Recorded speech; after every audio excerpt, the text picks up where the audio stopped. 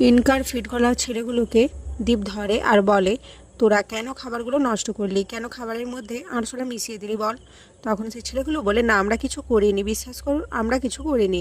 এরপর ঝাঁপি সেই ছেলেগুলোকে চড় মারে আর বলে, আবার মিথ্যে কথা বলছিস, সত্যি কথাটা বল, না হলে কিন্তু আমি পাড়া ছেলেদের ডেকে তোদেরকে কিন্তু গণধোলাই দেবো। এরপর ওখানে কাঁসাই, চূর্ণী, বিতান, অজয় এরা সবাই চলে আসে। কাঁসাই নিজের জুতো খুলে সেই জুতো দিয়ে মারতে থাকে ছেলেগুলোকে, বলে তোরা সত্যি কথা না বলে এভাবে আমরা তোদের ধোলাই দেবো। এরপর সবাই মিলে মারতে থাকে।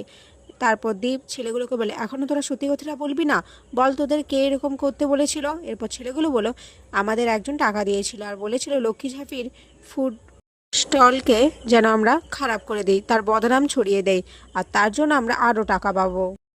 ঝাঁপি বলে, মেয়েটা কে ছিল। তখন সেই ছেলেগুলো বলে, আমরা তার মুখ দেখতে পাইনি, সে ওড়না দিয়ে ঢাকা রেখেছিল মুখটা, আর চোখে চশমা পরা ছিল, তবে লম্বা ছিল, ফর্সা ছিল। এরপর কাঁসা বলে, আমার মনে হয় ওটা ইনকাই ছিল। দীপ বলে, কিন্তু ইনকা তো কলকাতা গেছে, ও এখানে কিভাবে থাকবে। ঝাঁপি বলে, আচ্ছা দীপদা, তুমি তো ওকে ওখানে রেখে আসোনি তাই না, আর ও যে বর্ধমানেই আছে, এটা তো এদের কথা শুনেই বোঝা যাচ্ছে। চূর্ণিয়া বলে, হ্যাঁ, আর সব থেকে বড় কথা, এদের বর্ণনা শুনে বোঝা যাচ্ছে যে ওটা ইনকার কাজ, নাহলে আর কোন মেয়ে ঝাঁপির এত বড় ক্ষতি চাইবে বলো তো। ইনকার ব্যাপারে চূর্ণি, কাঁসা এরা খারাপ খারাপ কথা বলাতে দীপের খুব খারাপ লাগে। দীপ বলে, আচ্ছা দাঁড়া, আমি ইনকাকে ফোন করছি আর ওর থেকে লাইভ লোকেশান চাইছি। এরপর লাইভ লোকেশান চাইলে ইনকা কলকাতারই লোকেশান দেয়, যেটা দেখে দীপ বলে, দেখেছিস তো, আমি বলেছিলাম তোদের যে ইনকা এরকম করতেই পারে না, ও কেন ঝাঁপির এত বড় ক্ষতি চাইবে, আমি তো সেটাই বুঝতে পারছি না। ঝাঁপি বলে, আচ্ছা ঠিক আছে, এখন আমাদের এসব কথা বাদ দেওয়া উচিত, আগে ছেলেগুলোর একটা ব্যবস্থা করতে হবে। এরপর ঝাঁপিরা সেই ছেলেগুলোকে দড়ি বেঁধে সেই খাবারের দোকানের কাছে নিয়ে আসে, আর ছেলেগুলো ভয়ে সমস্তটা স্বীকার করে যে তারাই এভাবে ঝাঁপির নামে বদনাম করছিল, আর খাবারে ইচ্ছে করে তারাই আরশোলা মিশিয়েছিল।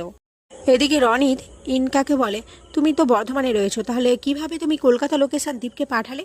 ইনকা বলে, আমি আগেই বুঝতে পেরেছিলাম যদি কোনো কারণে আমি ধরা পড়ে যাই, মানে ওই ছেলেগুলো যদি ধরা পড়ে যায়, তাহলে আমার নাম যদি নিয়ে নেয় তাহলে আমি ফেঁসে যাব, তাই আমি এভাবে ছদ্মবেশে গিয়েছিলাম।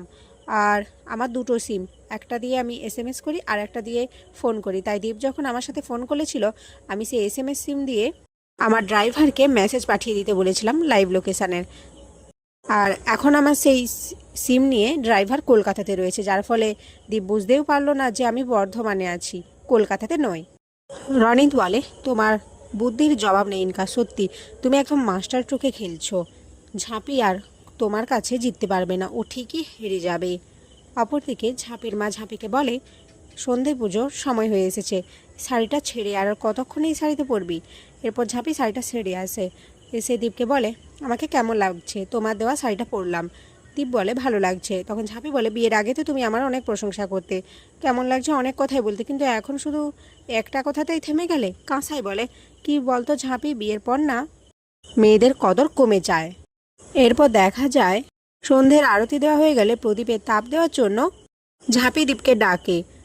দীপ ঝাঁপির সামনে আসে, এরপর ঝাঁপি দীপের মাথায় প্রদীপের তাপটা দিয়ে দেয়, আর দীপ ঝাঁপির দিকে একদৃষ্টিতে তাকিয়ে থাকে। এখানে আজকের পর্ব শেষ হয়ে যায়।